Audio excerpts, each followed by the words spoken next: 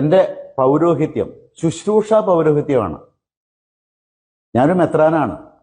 ഒരു മെത്രാൻ എന്ന് പറഞ്ഞാൽ, ഒരു അച്ഛൻ എന്ന് പറഞ്ഞാൽ, ഇന്നത്തെ വലിയൊരു പ്രതിസന്ധി, അറിയാതെ സഭയ്ക്കുള്ളില് ക്ലറിക്കലിസവും പ്രസ്ബിറ്ററോക്രസിയും വളർന്നു വന്നിട്ടുണ്ട്. അച്ഛന്മാരെന്ന് പറഞ്ഞാൽ എന്തോ വേറൊരു ദൈവമാന്നുള്ള രീതിയിൽ, മെത്രാൻ എന്ന് പറഞ്ഞാൽ വേറൊരു ദൈവം. അങ്ങനെ ഇല്ല. മാമോദീസയാണ് ഏറ്റവും പ്രാധാന്യമുള്ള കുദാശ.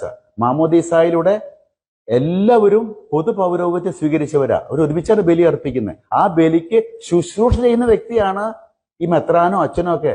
അതിൽ കൂടെ റോളില്ല. ശുശ്രൂഷ പൗരോഹിത്യം തന്നെയാണ് അതിന്റെ പേര്. പൊതു പൗരോഹിത്യം എന്ന് പറയുന്നത് എല്ലാ മാമോദീസ സ്വീകരിച്ച എല്ലാവർക്കുള്ള പൗരോഹിത്യമാണ്. അതാണ് പ്രാധാന്യം. അത് എനിക്കുണ്ട്, മറ്റുള്ളവർക്കും ഉണ്ട്.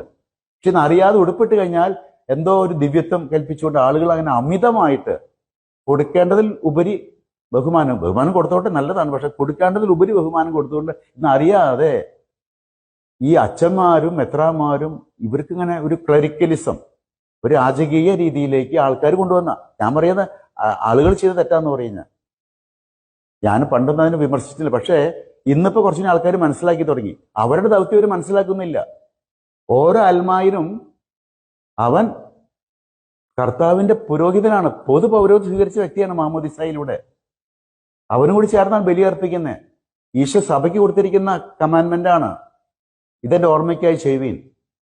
ആ സഭ ഒരുമിച്ച് ബലി അർപ്പിക്കുമ്പോൾ, യേശുവിനോട് ചേർന്ന് ബലി അർപ്പിക്കുമ്പോൾ അതില് ആ പുരോഹിത ഗണത്തിന് ശുശ്രൂഷ ചെയ്യാനുള്ള ദൗത്യമാണ് മെത്രാന്. ഈ ചുമന്ന് അരക്കെട്ടൊക്കെ കെട്ടി അല്ലെങ്കിൽ തൊപ്പി വെച്ച് വടിക്ക് പിടിച്ച എന്തോ ഒരു രാജാവ് പോലെ ആയിട്ട് അങ്ങനെ ഒരു തെറ്റിദ്ധാരണ, ഒരു ടെമ്പറൽ തലത്തിലുള്ള ഒരു ചിന്ത ഇന്ന് ആളുകളുടെ ഇടയിൽ വന്നിട്ടുണ്ട്. അറിയാതെ ഞങ്ങളുടെ ഇടയിൽ വന്നിട്ടുണ്ട്. പക്ഷെ എന്നിട്ട് എന്തെങ്കിലും ഒരു പോരായ്മ ഞങ്ങളിൽ വരുമ്പോൾ നിങ്ങൾക്ക് അൽമായക്ക് ഭയങ്കര ഉതപ്പാണ്. കാരണം നിങ്ങൾ വേറെ എന്തോ രീതിയിലേക്ക് ഞങ്ങളെ പറ്റി ചിന്തിച്ചിരിക്കുന്നത്. ഞങ്ങൾ നിങ്ങളെ പോലൊരു സാധാരണ വ്യക്തിയാണ്, എല്ലാ ബലഹീനതകളുള്ള ഒരു വ്യക്തിയാണ്. നിങ്ങളെ ശുശ്രൂഷിക്കാൻ വേണ്ടി സഭയിൽ തിരഞ്ഞെടുത്തിരിക്കുന്നു. എല്ലാ ദൈവവിളി നല്ലതാണ്.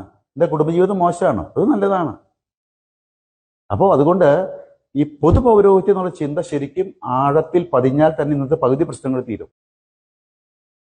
ഇനിയെങ്കിലും ആരും കുറ്റപ്പെടുത്തേണ്ട കാര്യമില്ല. നമ്മൾ ഒരുമിച്ചാണ് ബലി അർപ്പിക്കുന്നുള്ളത് ബോധ്യം വന്നു കഴിഞ്ഞാൽ തന്നെ അച്ഛന്മാരുടെയും മെത്രാന്മാരുടെ റോള് ഒന്ന് കുറച്ച് അത്രയും ഒരു രാജകീയ പദവി കൊടുക്കാതിരുന്ന തന്നെ പകുതി പ്രശ്നം തീരുന്ന എനിക്ക് തോന്നുന്നു. നമ്മൾ സാധാരണ ഒരു ശുശ്രൂഷ ചെയ്യുന്നൊരു വ്യക്തി, ആ ഒരു കാഴ്ചപ്പാട് ശരിക്കും എല്ലാവർക്കും എനിക്കും ഉണ്ടാവണം. അത് ഉണ്ടായാൽ തന്നെ പകുതി പ്രശ്നം തീരും. ഈഗോ ക്ലാഷാണ്. ആ ഈഗോ ക്ലാഷിനെ അവസാനിപ്പിച്ചുകൊണ്ട് ഈശോയിലേക്ക് വരാൻ തയ്യാറായാൽ ഈ പ്രശ്നങ്ങൾക്കൊക്കെ പരിഹാരമായി. ഞാനൊന്നും ഈ വലിയെന്നുള്ള ചിന്ത വേണ്ട. ഈശോയാണ് വലുത്. അവൻ വളരണം, ഞാൻ കുറയണം. ഈ ഒരു വാചകം നേരമെടുത്ത അന്ത്യാവോളം ഉരുവിട്ട എല്ലാ പ്രശ്നവും തീരുന്ന എനിക്ക് തോന്നുന്നു. ഈശോ മാറി, ഈഗോ കയറി. ഇതാണ് നമ്മുടെ പ്രശ്നം. അതുകൊണ്ട് ഈ വലിയ ഉതപ്പ് ഇല്ലാതാക്കാനായിട്ടും പരിശ്രമിക്കണം, കൂട്ടായ്മ വളർത്തിയെടുക്കണം. അതാണ് തോമാസ് ലീഹ നമുക്ക് തന്നിരിക്കുന്ന വിശ്വാസ പൈതൃകം. അത് ഉറച്ച് മുന്നോട്ട് നീങ്ങാൻ നമുക്ക് എല്ലാവർക്കും സാധിക്കട്ടെ. ദൈവം നമ്മെ അനുഗ്രഹിക്കട്ടെ. നന്ദി.